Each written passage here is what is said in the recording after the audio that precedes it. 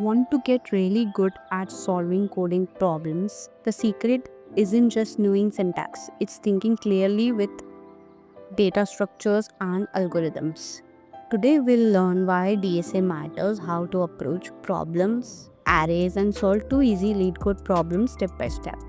DSA, data structure and algorithms, is tested in almost every coding interview. It shows your logical thinking, problem solving skills, and efficiency. Syntax knowledge alone won't help. You need the right approach to solve problems quickly and correctly. Whenever you face a DSA problem, follow this 4-step approach. Understand the problem. Know the input, output, and constraint. Brute force. Think of a simple, correct solution first. Optimize. Reduce time, space, complexity if possible. Code and test. Implement and verify. Let's start with arrays because they are the foundation for most data structures and problems. An array is basically a group of elements stored next to each other in memory like items placed in consecutive boxes. Each element has two things, a value and a position, which we call it index.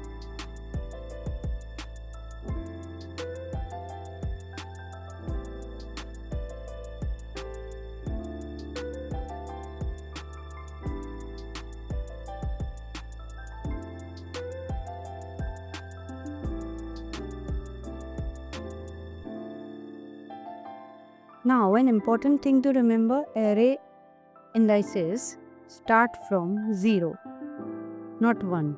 So this element is at index 0, 20 is at index 1, 30 is at index 2, and so on. To make it super easy, imagine lockers in a hallway. Each locker has a number.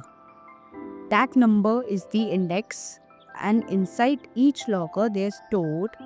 That's the value. If I want the third element here, I don't say index 3, I say index 2 because we start from 0. So array of 2 will give us 30. Why arrays are useful? They store multiple values in one variable.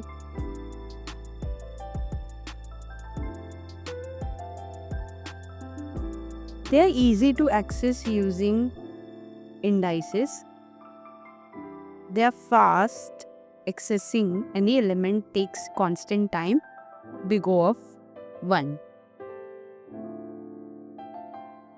One more point, in most languages like C++ and Java, arrays have a fixed size once created.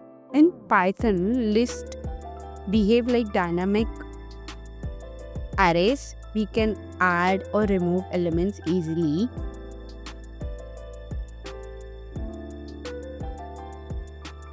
For example,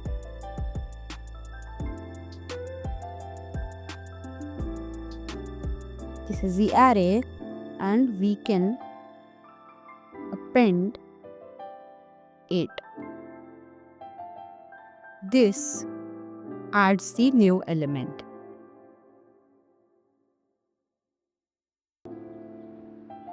Most of the time, we'll loop through arrays to process elements. For example,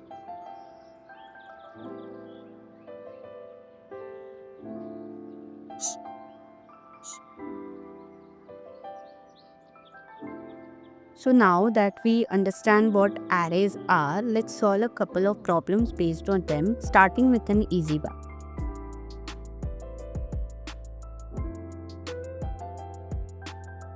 Okay, let's see the first problem is do some problem.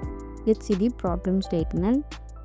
So given an array of nums of a target, and the target basically return the indices of two numbers and add up to the target.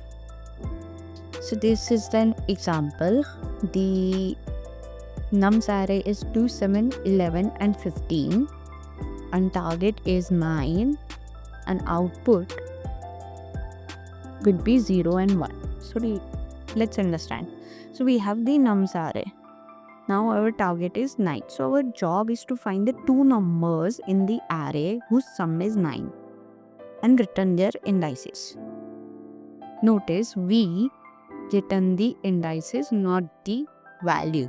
So if we find 2 and 7, we return 0 and 1.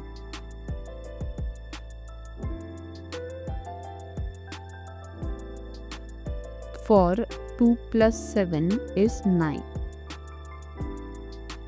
So the simplest way is brute force.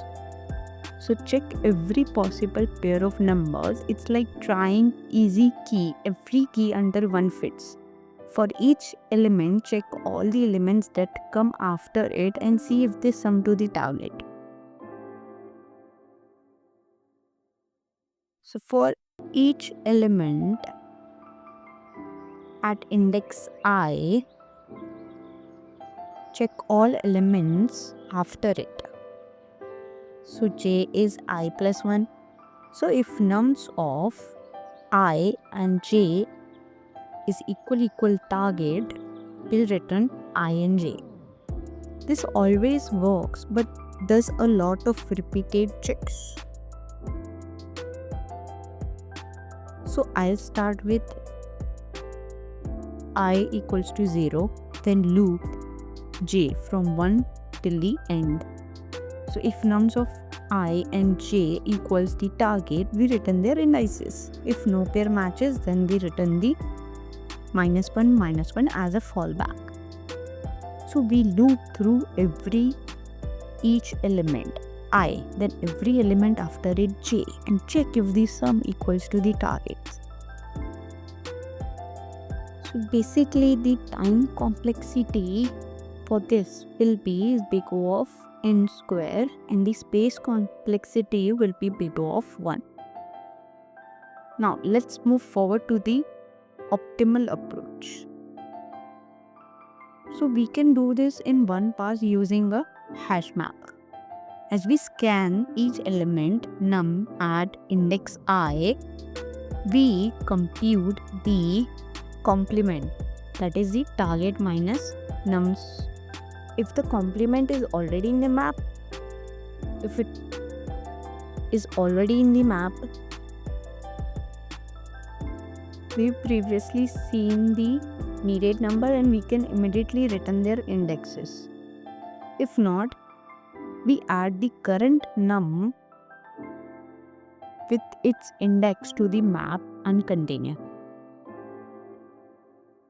This gives basically big O of n time and big O of n space. So we create a hash map, then iterate for each nums of I. We ask, is target minus nums of I? Fits it already in the map? If yes, return the indexes. Otherwise, put nums of I into the map. One pass only, big O of n time. If the target is not found, we'll return the -1 and -1. Brute force takes big O of n square time complexity, big O of 1 space. HashMap approach will take big O of n time and big O of n space. Always think, if brute force is too slow, can use extra space like a map to trade for time. Also be careful with order of operations. Check complement first, then insert current value. Okay, let's understand the dry run of this program. So first we create an empty hash map.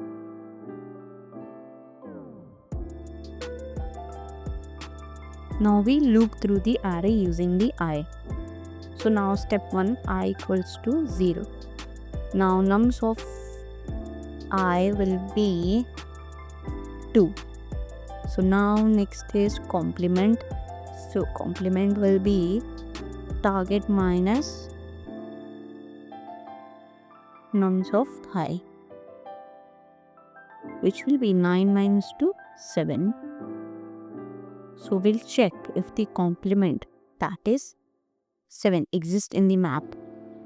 So this will give false.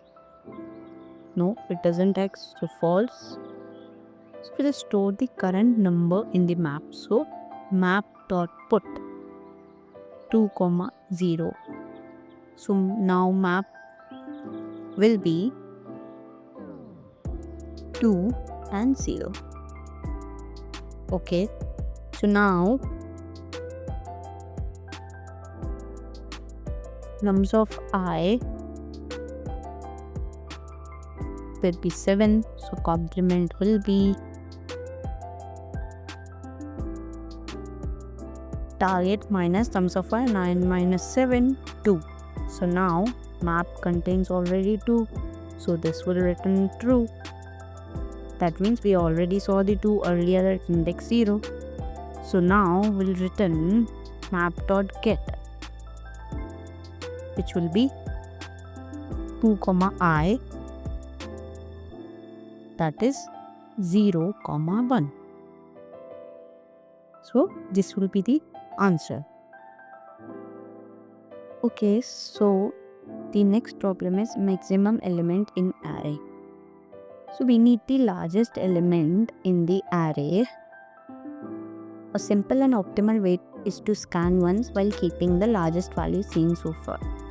So think of walking down a line of people and remembering the tallest person you have seen.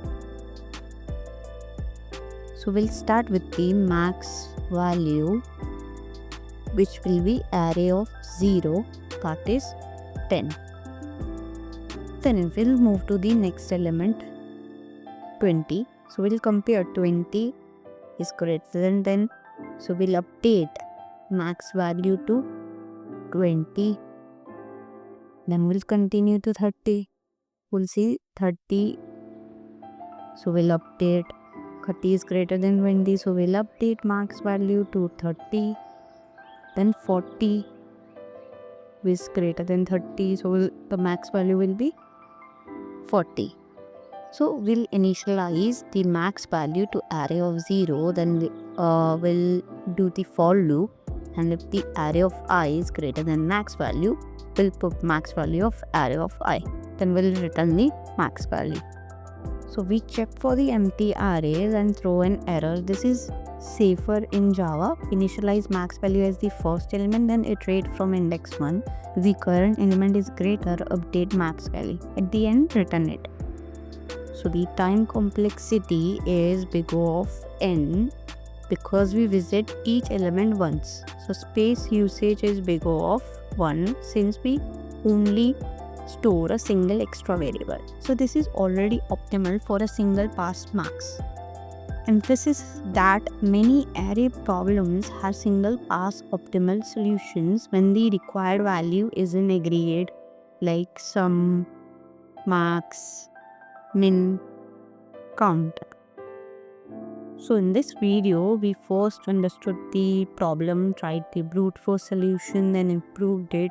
For to sum, we moved from big O of n square to big O of n using a hash map.